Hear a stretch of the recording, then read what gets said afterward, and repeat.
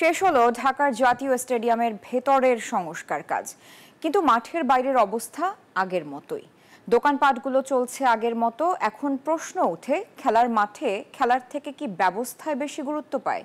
এই মাঠে আগামী 10 জুন অনুষ্ঠিত হবে বাংলাদেশ ও সিঙ্গাপুরের মধ্যকার এশিয়ান কাপ ফুটবলের বাছাই পর্বের ম্যাচ। সেখানে খেলবে হামজা চৌধুরী, সমিত সোমরা।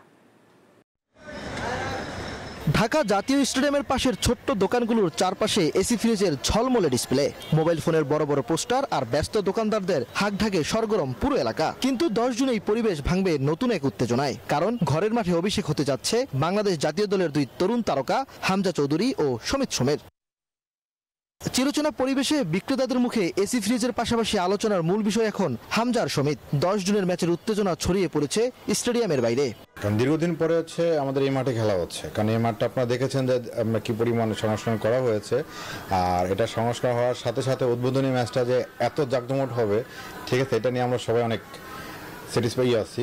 হামজা চৌধুরী অলরেডি ইন্ডিয়াতে যে একটা খেলা খেলছে, প্রিমিয়াম লেভেলের একজন খেলোয়াড়, তো এখন ঢাকায় আর বাংলাদেশে ওনার খেলা হয়নি, তো এখন উনি আসতেছে বাংলাদেশে, আর সাথে তো সমিত সোমা আসতেছেই। হামজা চৌধুরী ইন্ডিয়াতে খেলেছে, তো ওটা থেকে আমাদের সবারই এক্সপেকটেশন অনেক হাই। তো অ্যাজ এ বিজনেসম্যান হিসেবে আমাদেরও সবার টার্গেট থাকবে যে বাংলাদেশ ভালো খেলুক সিঙ্গাপুরের সাথে। স্টেডিয়াম প্রশাসন এই খেলা নিয়ে পরিকল্পনায় ব্যস্ত। মাঠের দর্শকদের জন্য নিরাপত্তা ও সুশৃঙ্খল পরিবেশ নিশ্চিতে প্রস্তুত তারা।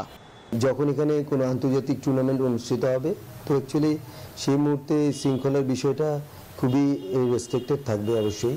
তো সেখানে আমাদের মোটামুটিভাবে গেম যেদিন হবে, যেদিন ম্যাচ ডেতে, সেটা আমাদের পুরো মার্কেট এরিয়াটা বন্ধ থাকবে। 10 জুনের মাঠ শুধু একটা ম্যাচের মঞ্চ নয়, দেশের হয়ে ঘরের মাঠে হামজা সমিতের পথ চলা শুরু, যার মাধ্যমে দেশের ফুটবলের নবজাগরণ দেখছে ভক্ত বিশ্লেষকরা। ইমরান হোসেন, নিউজ 24, ঢাকা।